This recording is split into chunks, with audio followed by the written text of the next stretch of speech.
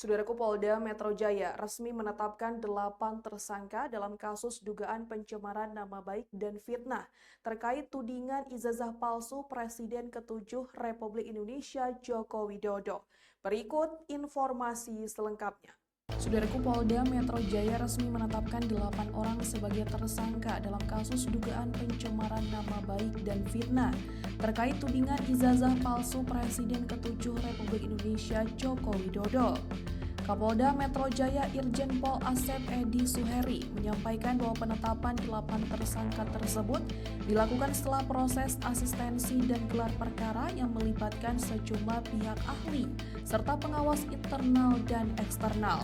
Penetapan ini merupakan hasil penyelidikan komprehensif yang dilakukan secara transparan berdasarkan pemeriksaan mendalam terhadap berbagai bukti.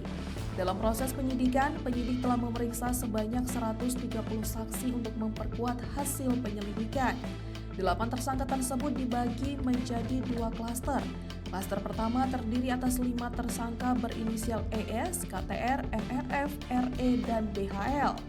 Mereka dijerat dengan pasal 310 dan atau 311 serta pasal 160 KUHP dan pasal 27A JO pasal 45 ayat 4 serta pasal 28 ayat 2 junto pasal 45 ayat 2 Undang-Undang Informasi dan Transaksi Elektronik atau ITE. Klaster kedua terdiri dari 3 tersangka lainnya, yakni RS, RHS, dan TT. Mereka dikenakan pasal 310 dan 311 KUHP, pasal 32 ayat 1 junto pasal 48 ayat 1, pasal 35 junto pasal 51 ayat 1, pasal 27A junto pasal 45 ayat 4, serta pasal 28 ayat 2 junto pasal 45A ayat 2 Undang-Undang ITE. Polda Metro Jaya juga memastikan bahwa koordinasi dengan pihak kejaksaan akan segera dilakukan untuk melanjutkan proses ke tahap penuntutan.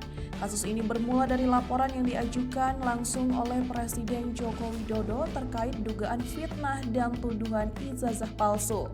Laporan tersebut mencakup pasal-pasal dalam KUHP, yakni pasal 310 dan 311, serta pasal-pasal dalam Undang-Undang Nomor 11 Tahun 2008 tentang Informasi dan Transaksi Elektronik atau ITE, yakni pasal 27A, 32, dan 35.